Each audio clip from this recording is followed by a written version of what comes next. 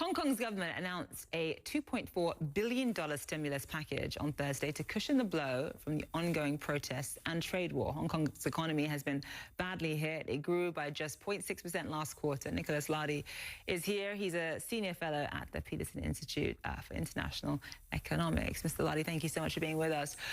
So what needs to happen for Hong Kong's economy to recover from all of this, do you think?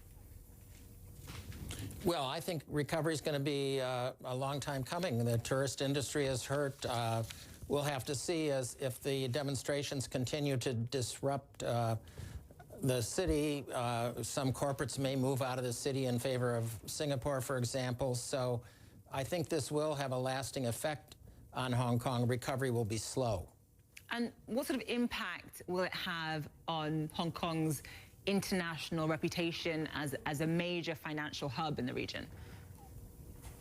Well, I think it will be measurable. It won't be catastrophic unless there's a dramatic escalation in the violence. But when you have a situation where movement in and out of the city is curtailed substantially for a period of days, that makes it a less viable place for financial institutions.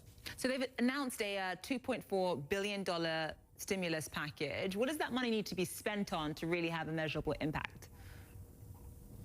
Well, I think the Hong Kong economy is very peculiar in the way that it's structured, doesn't have any manufacturing.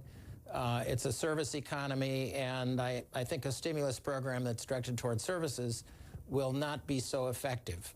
So I think it remains to be seen.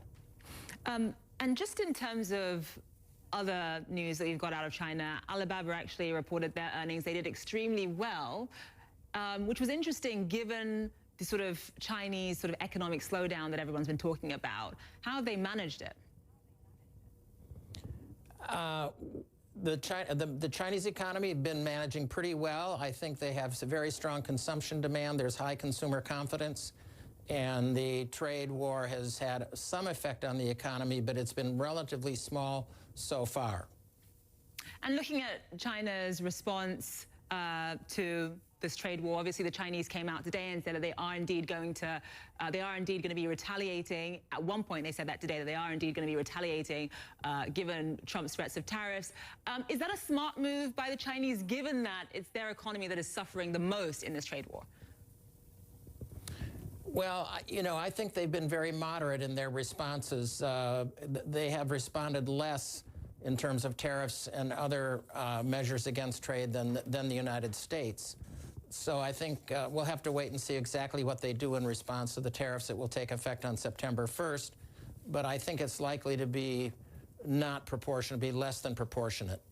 And do you have high hopes, given that the Chinese delegation is coming in September, that some kind of truce will come out of that?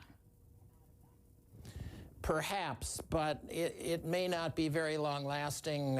You know, there's a lot of volatility on both sides. And I think, quite frankly, one of the main difficulties now is that it's probably more difficult. Xi Jinping is under pressure from what's happening in Hong Kong. He does not want to have an agreement with the United States on trade that looks like he's capitulating to U.S. demands. So I think it makes it tougher for the Chinese to agree to a set of measures that would satisfy the United States. So my view is that the possibility for a really sustained, substantial agreement is still going down.